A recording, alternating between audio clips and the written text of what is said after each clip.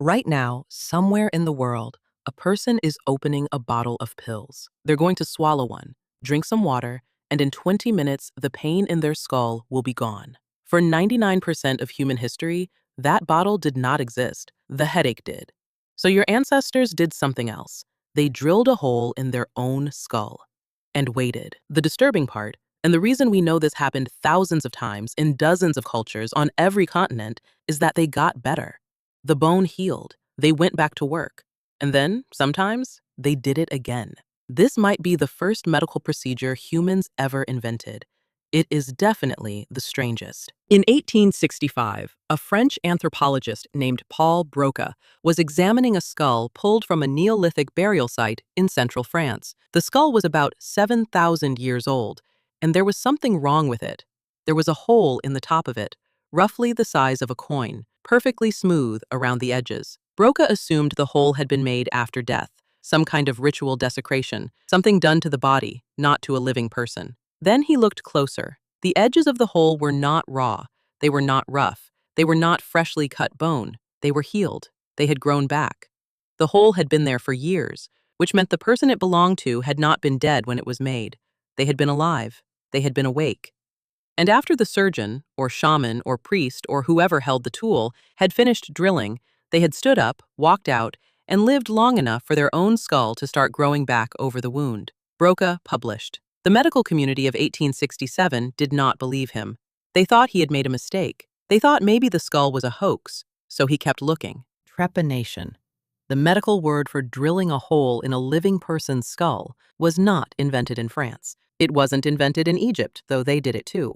It wasn't invented in China, or in the Andes, or in the Pacific Islands. It was invented separately in every single one of those places, independently, by cultures that had never met. We have now found more than 1,500 trepanned skulls. They come from every continent humans have ever lived on.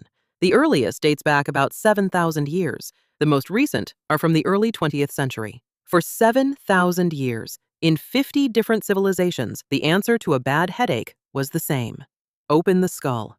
Let something out. Hope the patient survives. And here is where it gets stranger. They did survive. A lot of them.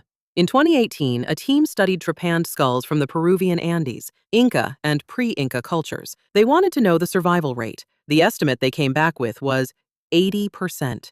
8 out of 10 people, without anesthesia, without antiseptic, without antibiotics, without a single piece of equipment any modern surgeon would consider acceptable. For comparison, during the American Civil War, 300 years later, head surgeries had a survival rate of about 50%. The Inca were better at it than 19th century American doctors. The tools were simple: a flint knife, a piece of obsidian, sometimes a small hand-cranked bone drill. For the largest holes, they would slowly scrape the bone away in concentric circles, hour after hour, until the disc could be lifted out by hand. The patient was awake. The patient could feel the pressure. The brain itself has no pain receptors, but the scalp does, and the skull does, and the lining around the brain does. What they did not have was a reason we would recognize. They did not know about brains. They did not know about neurons. They did not know about intracranial pressure or hematomas, or the way swelling inside a sealed skull can kill someone slowly. What they had was a theory.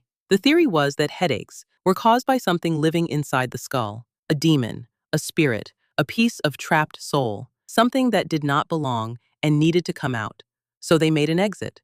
And the disturbing thing, the thing nobody likes to admit, is that, by accident, the theory worked. A swollen brain pressing against the inside of a sealed skull will kill the person it belongs to. Relieving that pressure, by any means, sometimes saves them. The ancients thought they were releasing a demon. What they were actually doing was performing one of the most important surgeries in the history of medicine. They just didn't know what to call it. In some cultures, the disc of bone they removed was not thrown away. It was polished. It was worn around the neck, as an amulet, a piece of proof. The person had been opened, the demon had been let out, and they had lived. The bone disc was the badge. You can find these in museums today. Smooth, white circles of human skull, hung on simple cord, often centuries old. Some are from people who were trepanned multiple times. 2 holes, 3 holes. The skull kept healing, and the surgeon kept coming back. By the late 1800s, when Broca was publishing, the procedure was still being practiced in parts of East Africa, Polynesia, and the Pacific coast of South America. It is still happening in some remote villages in the 21st century. Here is the part you are not supposed to say out loud. It is still happening in every hospital on Earth. When a modern neurosurgeon needs to relieve pressure on a swelling brain, they use a procedure called a craniotomy. They drill a hole in the skull, lift out a disc of bone, and address the problem underneath. When they're done, they sometimes screw the disc back in. Sometimes they don't. The tools are different. The anesthesia is real. The procedure is the same. Your ancestors were not stupid. They were not primitive. They were not making it up. They were doctors. They had a theory that was wrong. They had a procedure that was right. And they used it carefully for 7,000 years to save the lives of people who would otherwise have died of headaches. The next time you open a bottle of pills, take a second. 1,000,000 years of human history is sitting behind that bottle. The hole they drilled wasn't a sign of how little they knew. It was the first sign that they were trying.